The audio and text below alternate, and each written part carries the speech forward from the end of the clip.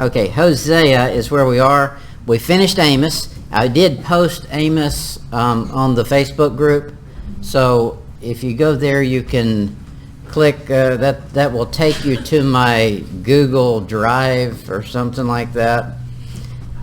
The nice thing about that is I have it broken up by chapter and verse, so you can just go down the left-hand column and pick whatever chapter or verse you're looking for and go directly to that.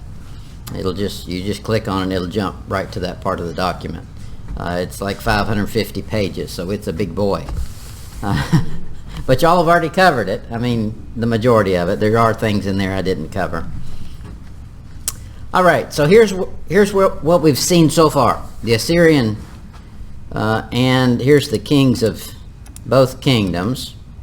Of course, we started with Obadiah and Joel. Did we do Joel? Joel's way back. He's there about the same time as Obadiah. And then Jonah, Amos, and so next we're at Hosea tonight. Underneath are the Assyrian kings that I know y'all can't see. Let's see, maybe I can. There's those Assyrians right there. And there's so many of them. I will give it to you in another form and you'll be able to understand what they are. Okay. Here we go. The first thing we've got is in the south, Judah. That's Obadiah. He's about 840 BC. Who's ruling in Judah is Jehoram. And if you're in the divided kingdom, you'll find it on page 79. What's going on at that time is Edom. You remember, that's what the book of Obadiah is all about. Edom, you're going to get yours. Esau. And so it's Edom and Libnah. They revolt. What's going on is the Philistines come in against Jerusalem. And Obadiah is a book saying, don't you dare come in here and, join forces against Judah. And the second they did that, God's mad at you and he's going to demolish them. Okay, in the Assyrian Empire, what's going on is you have Shalmaneser III. He's ruling from 859 to 841. This is a book you don't have. One of these days I'll get what I have done printed. He is, that's on page 9 of the new book that y'all don't have yet. I'll just give you a little bit of information on him. He had a 35-year reign, and it was filled with military campaigns. He's going out north, south, east, and west, just like all of them did. And what's going on here is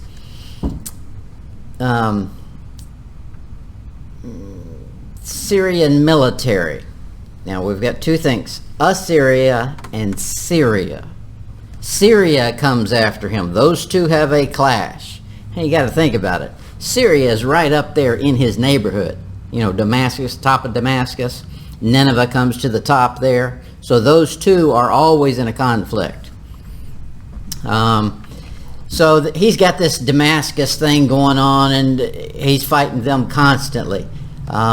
Damascus finally fell apart. You'll remember that Egypt came up, Israel joined the fray, and they all went against Syria with Assyria with Syria. Now that's bad news. Don't join God's enemy to fight your enemy. That's not good. And that's where two kings die. You'll remember it. The north and the south die because of that. Jehu makes sure that happens, and we'll cover him tonight. Following this guy's reign, there's a civil war that begins in Assyria. And this is kind of standard fare with the northern or the pagan kings. It's all about me. How dare you think that you can steal the throne? I think that I'm worth it. And it doesn't matter what number you were of the child. It was whoever was the most powerful child. And usually they're killing their brothers and their sisters just to make sure nobody gets on the throne. It's cutthroat, literally. Okay, the next thing we have, that was Obadiah. The next book we've seen is Joel. Joel is about 820 BC. And here again, it's Judah. Judah has Joash on the throne. He's 835 to 796. Divided kingdom, that's page 95. The Assyrian Empire is Shemshad-Adad the fifth. And when you get the book, it'll be page 14. Let me find that and see if there's anything in there you need to know. Shemshad-Adad the fifth.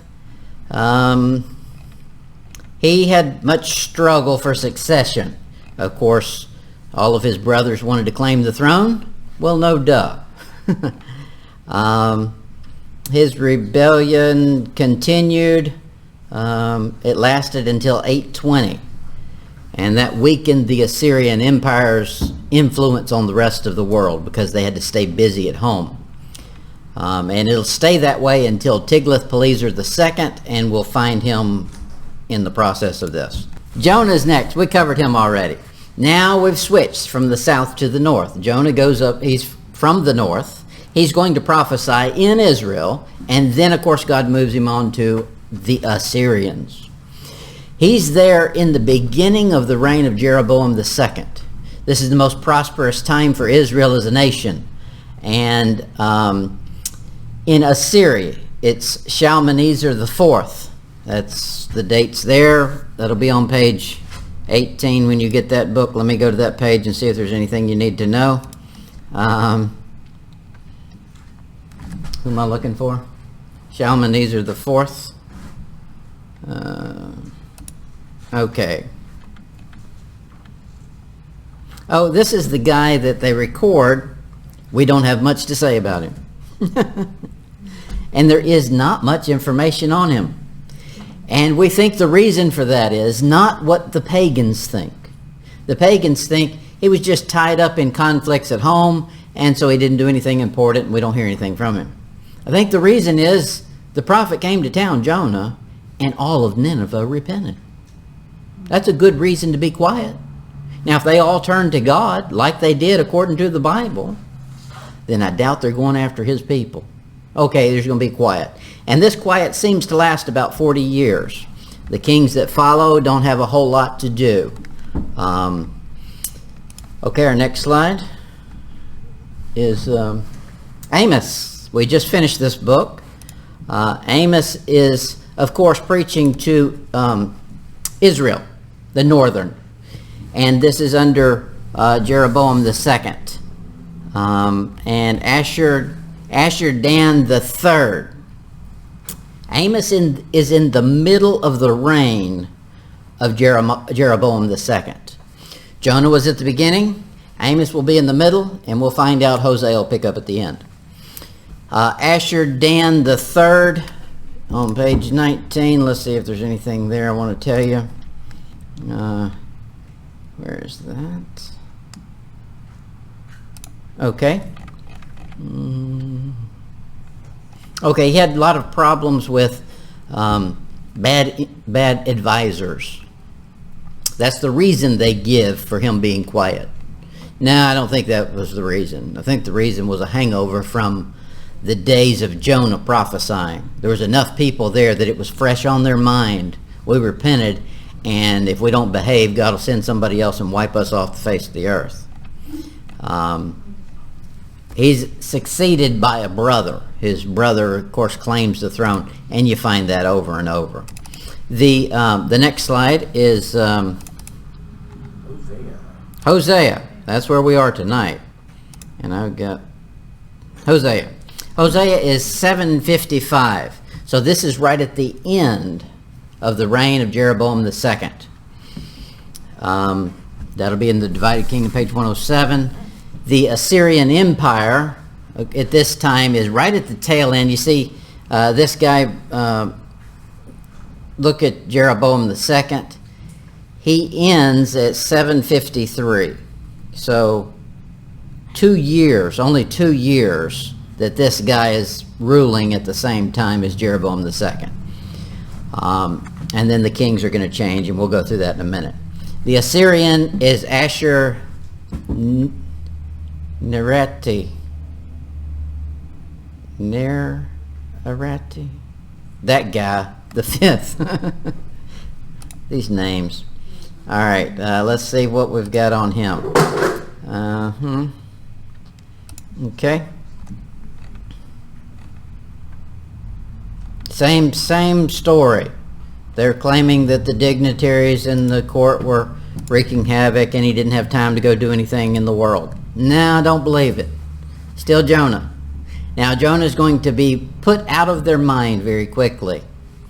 We'll move on and find out how that happens. We're still in the book of Hosea. Next slide.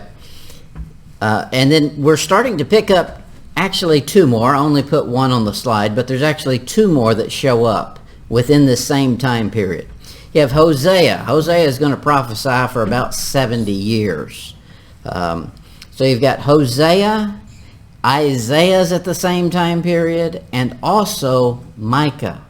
Those three are going to be about the same time period. Now we've switched back to the south. These are the kings in the south. Uzziah, and of course there's the page numbers for that. Jotham, Ahaz, Hezekiah. Okay, and those names should ring a bell because you'll find many minor prophets that give that list of names. And those should click with you. Okay, that's all the pretty pictures we have. You can turn to Hosea. Hosea chapter 1. Hosea chapter 1. When you get to Hosea chapter 1, turn back one page and you're at the book of Daniel. Daniel. What chapter do you see on your page? What chapter number? 12. Daniel is considered a major prophet. Hosea is considered a minor prophet. How many chapters are in Hosea? 14. So Hosea is a bigger book than Daniel. But it's considered a minor prophet. Well, we don't worry about what they call minor or major. They were all important for God to send somebody. Amen. So it meant something to him. Let's see, where are my notes? I've got too many on the page. Let's close that book out. We'll open that one up. As a prophet, Hosea follows the standard method God gives all his men. And I'm going to read these to you. He never preaches revolution as the means to overthrow an established social order. He doesn't say we need a civil war in order to combat bad policies. Now, there were some bad policies in Israel North and in the South many times too. And none of God's prophets come in there and say, we need to overthrow the government so we can fix this. Government doesn't fix anything. Your governing yourself does. If you'll get your heart right, and enough people get their hearts right, the government will iron itself out. He's a strong segregationist. By that I mean with religion. You don't mix the religions. We're not all serving the same God. That's right. Just because they put up two houses of worship in Dan and Bethel doesn't mean they're legitimate. Okay? They're still wrong. Right is right and wrong is always wrong. He points out the sinful heart of man as the source of man's problems. And that's still the same today. Our problem is almost in the mirror, but you can't really see it in the mirror because we put a good face on it. And smile real big so it'll cover the sin that's just pouring out. He never wastes time preaching about peace on earth, goodwill to men. Now that's a standard message you hear television preachers preach, but that's not what God's preachers preach. Now he does preach peace, but it's only when Messiah shows up. That's to Israel to turn back to God to get real peace. That's the only way you can get peace. Amen. The only way this earth will find peace is to have the Prince of Peace. But you can't have peace unless you have righteousness. Righteousness ensures a lasting peace. Otherwise it gets corrupted. All of his messages are based on the Bible's concept of God's holiness, not on some theory of the day. For instance, He didn't come in preaching. You know, the real problem with our society is the cultural race theory. That was the farthest thing from his mind. The problem is not all of these issues that man makes the problem. The problem is not you're white and I'm black. The problem is our hearts both have the same issue, sin. And if you can drill down to the sin issue, all the rest of them fade into the back as unimportant. Amen. He emphasizes God's wrath and judgment on both individuals and nations who think God will put up with it. And God won't. There's coming a day people misunderstand the mercy of God and think it's a license from God. The two are not the same.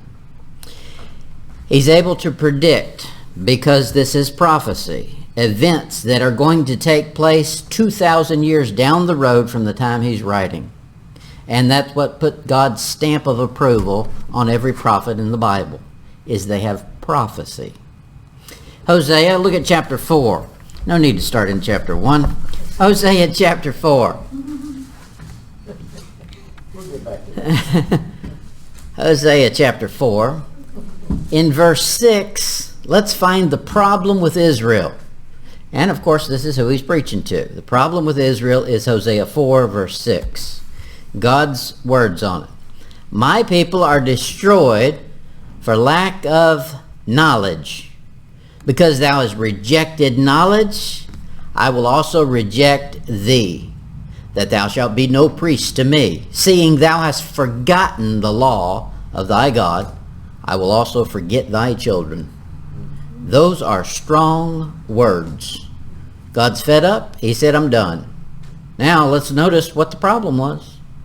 Lack of knowledge. He didn't say they didn't have any. They just lacked knowledge. Didn't have enough.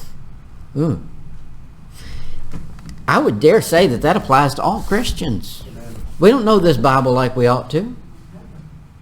We don't. He says there, not only do they not just not know, they also reject knowledge. I don't like that. That looks like he's talking to me. Let's find another way around that. Let's do that. Okay, that's rejecting knowledge. The knowledge jumps off the page. Usually when you're reading your Bible, it's God, and he'll point something out that nobody knows but you and he. And he'll say, let's work on this. And then our mind clicks in. Okay, let's see, let's find a way. I've heard this preached on before and it didn't have anything to do with me. Let's get back to that.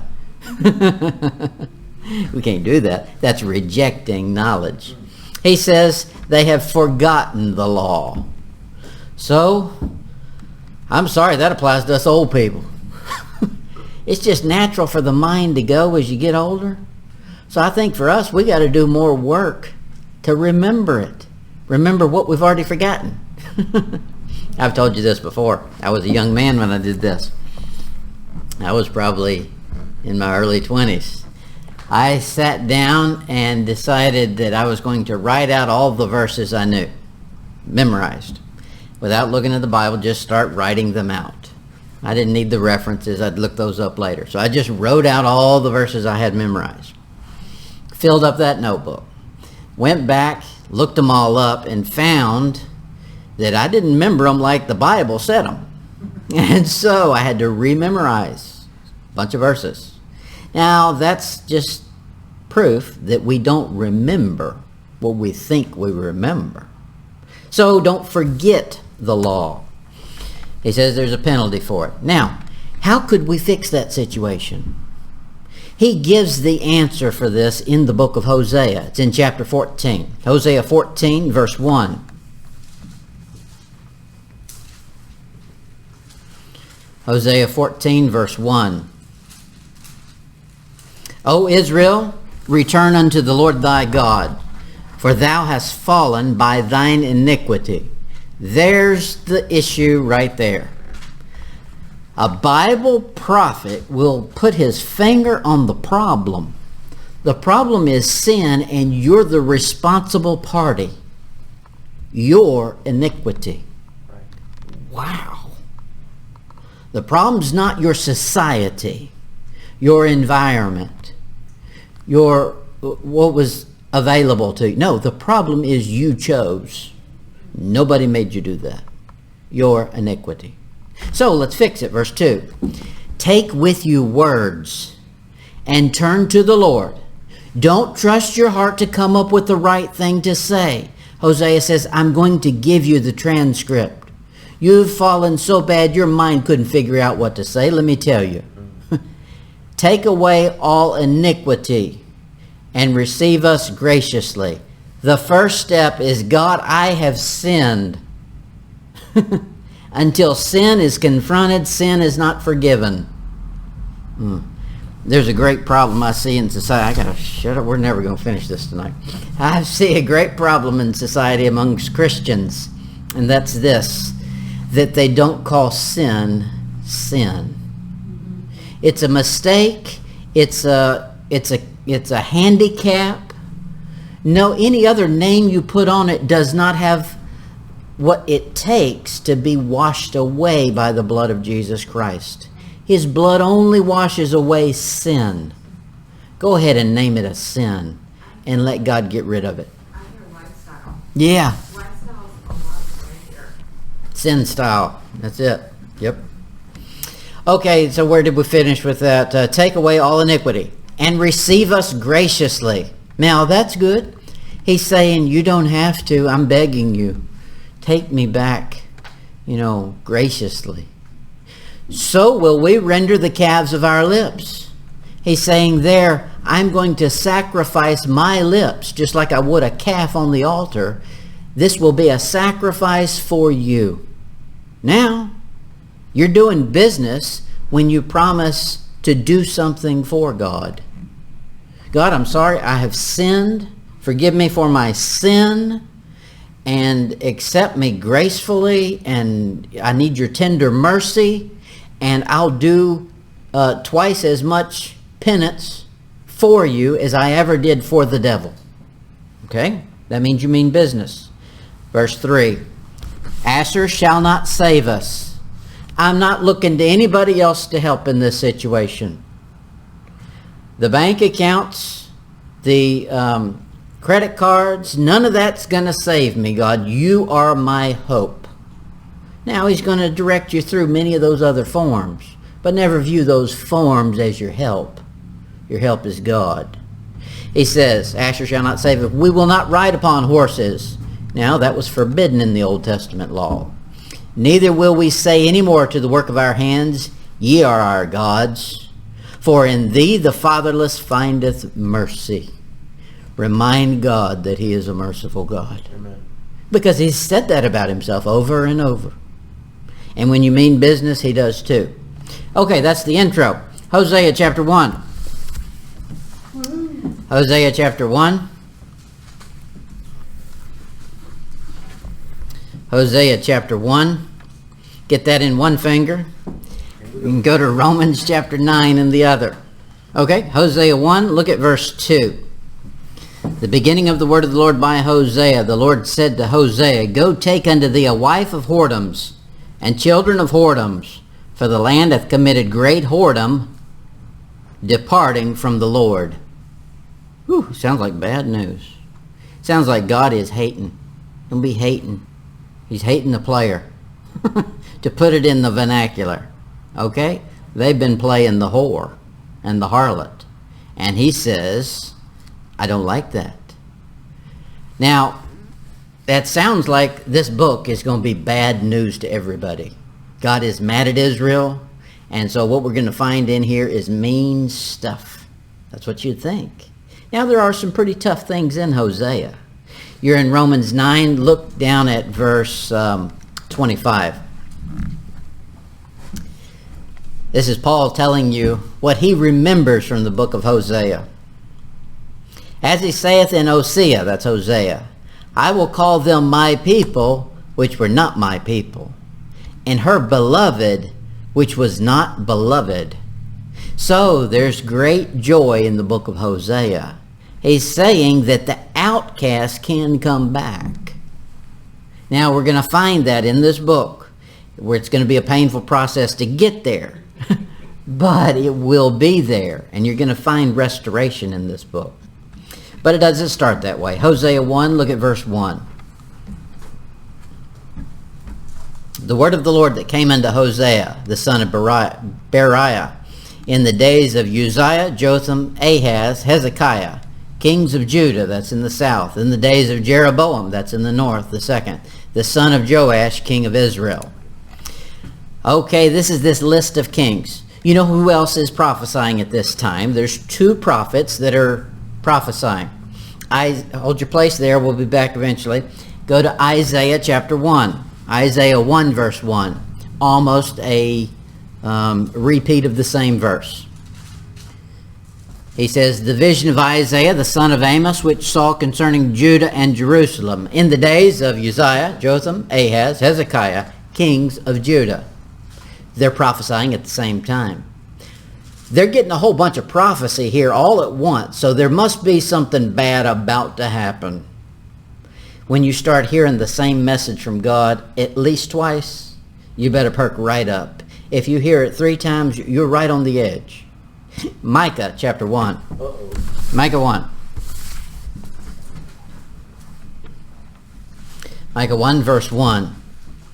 The word of the Lord that came to Micah, the Morshite, in the days of Jotham, Ahaz, and Hezekiah, kings of Judah, which he saw concerning Samaria and Jerusalem.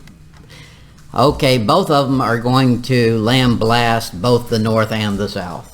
They're equal opportunity offenders.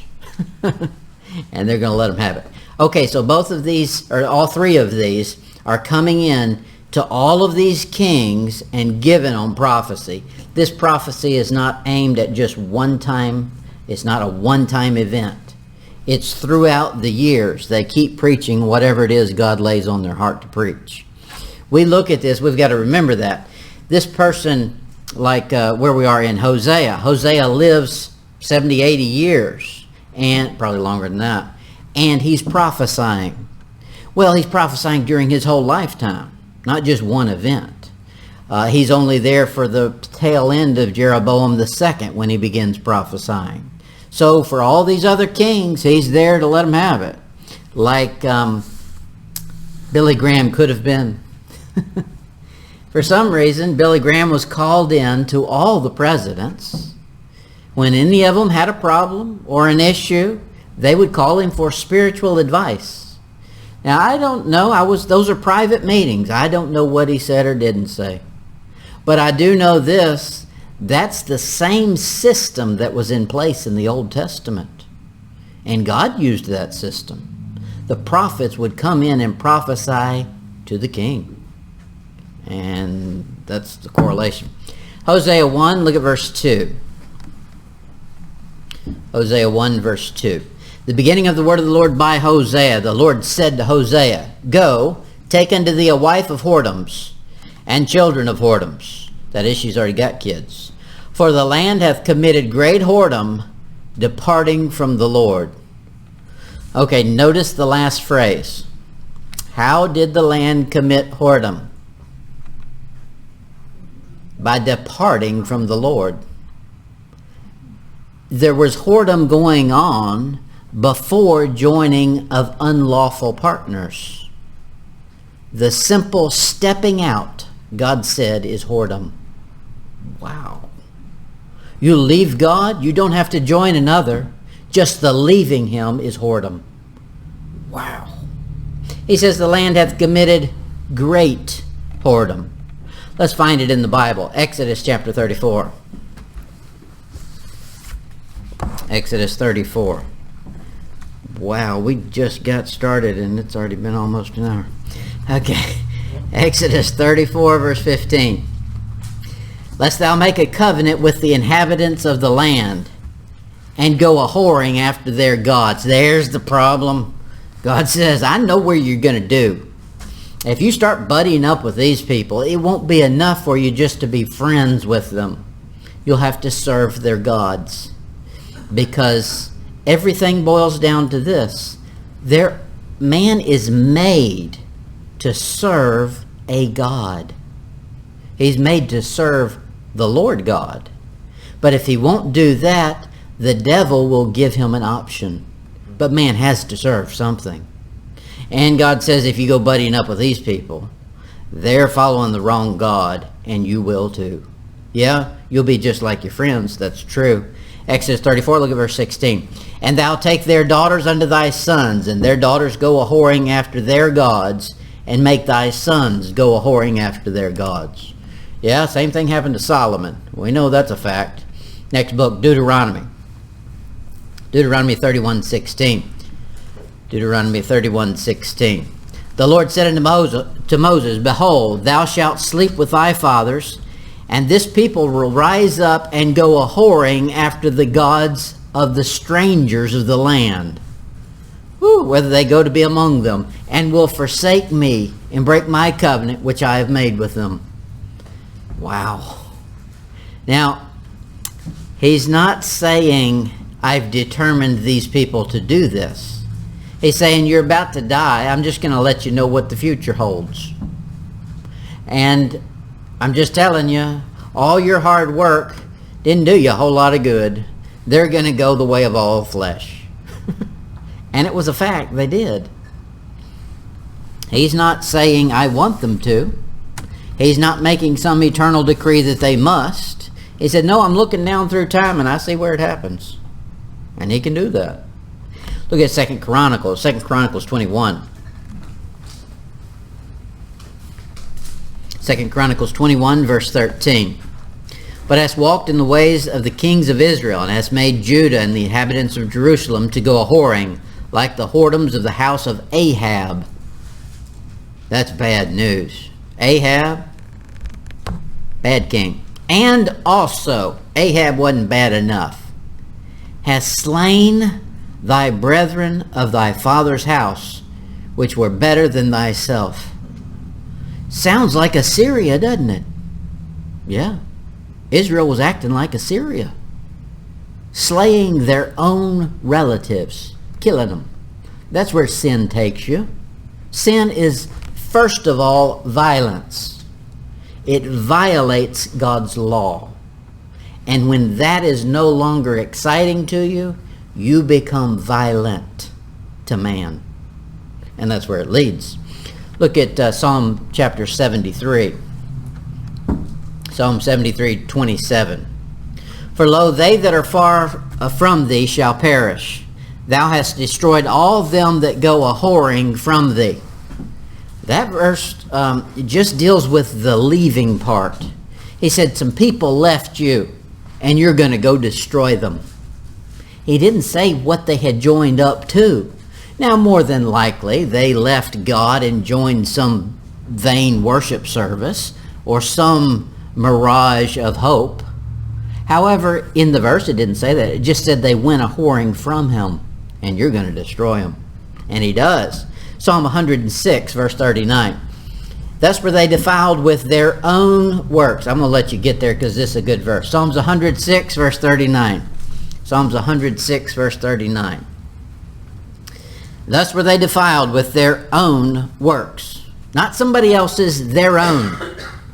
It's right within our heart to create a God out of nothing. He says, and went a-whoring with their own inventions. They created it and they worshipped it. That is just natural to humanity. Whatever we do, we think is the best. And I mean, if you didn't, you wouldn't have done it.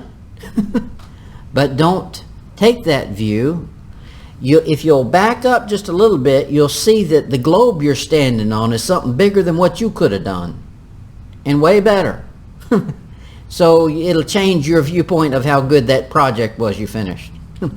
Jeremiah chapter 2. Jeremiah 2, verse 13. Jeremiah 2:13. It says, for my people, this is sounding like Hosea, have committed 2 evils, not just one. Here's the whoredom. They have forsaken me.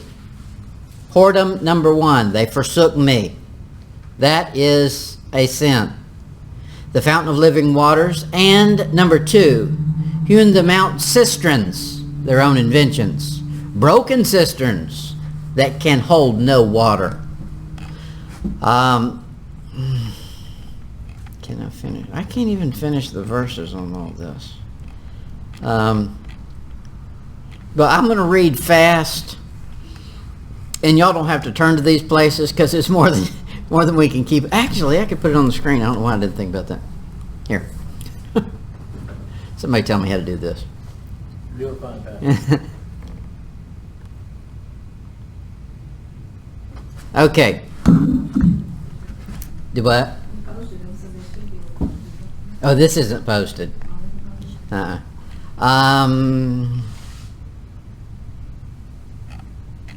did I finish? Yes.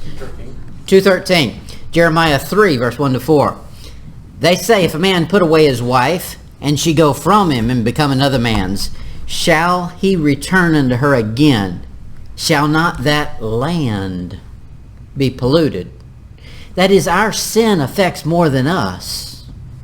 You know, there's a curse on the land. God cursed this land. But I'll tell you the real problem this land is crying out against is this. Man keeps sinning on top of me. He keeps adding to my curse. And we do. That's what he said in Hosea. The land has committed great whoredom. It has. It's been piled on top of each other. Now let's find it in the Bible. In verse 3. Therefore the showers have been withholden. God says, I can't give blessings to that land. It's been polluted by the man standing there cursing it. You know, all of the curse words that people sling out of their mouth nonstop. You know what that does? It lays a curse on the earth. No wonder there's so much pestilence and there's so many famines and stuff like that worldwide. Man's asked for the earth to be cursed. He's saying, GD this and that. Well, it just so happens he does. He says, thou refusest to be ashamed. That's a curse in and of itself. You know, the major saying, the slang that everybody's using nowadays, no regrets. That's stupid. It says right here, you ought to be ashamed of some things. You know why? Because you ought to recognize that was good and that was not so good. And I'm not happy with that one. I was ashamed of that. Because if you're not ashamed of it, you'll go right back to it. Jeremiah 3:9 says, and it came to pass through the lightness of her whoredoms that she defiled the land. Not the land's fault, but hers. And she defiled it. We got a lot to give account for when we get to the judgment. Our wickedness affects more than us. Sin is powerful. Ezekiel 6 verse 9 says, and they that escape of you shall remember me among the nations, whither they shall be carried captives, because I am broken with their whorish heart. Now, we think of God as just being impersonal. He's not impersonal. He said right here, I'm broken. That is, I hurt for this. It grieves him. Which hath departed from me, step 1. And, step 2, with their eyes which they go a-whoring after their idols. A man always takes step 2. If he'll take the first step, it's a sure bet he'll follow it up with step 2. The first step is leave God. If you'll just leave, just walk away, the devil will be standing right there saying, one more step, buddy, right here. I got just what you want.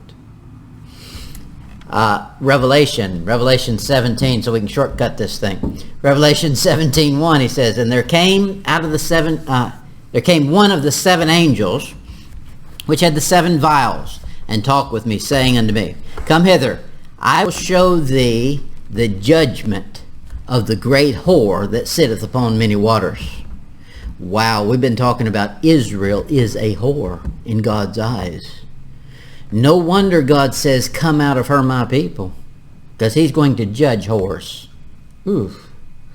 Look at Revelation 17:2, the next verse. He says, with whom the kings of the earth had committed fornication, and the inhabitants of the earth have been made drunk with the wine of her fornication. Okay, so that opens the door wide open. We can understand exactly what he's saying. anything gotten through a non-biblical means that man enjoys is, according to the Bible, God considers a man losing their mind, getting drunk on. And you think about it. God is the one that made this globe right here. Man didn't make it. Man can't make the rules. If man says, I'll make my own rule and it contradicts yours, then you're insane. And we've got a whole nation of people doing things that God says don't do, and they're giddy with it. They're proud of it. Gay pride. No, that's insane. They're drunk with the wine of her fornication. Revelation 17:5. And upon her forehead was a name written, Mystery Babylon, the Great, the mother of harlots and abomination of the ground, the earth. Not just the people, but definitely the people, but also, as we've seen, the earth. All of these sins affect more than just the individual. They go down and affect God's creation. And at the end of it, we'll find in Revelation, I didn't have time to give you all the verses on it, but that's enough of them, that he gets mad because he says, you destroyed the earth, and he punishes for that. But it was God who ends up destroying it. But it's because the people had cursed it to a point where he had to. All right, we better stop it there. I had a couple more verses I was going to cover, but we'd never get done with that. All right, we'll pick up next week at Hosea 1, verse 3.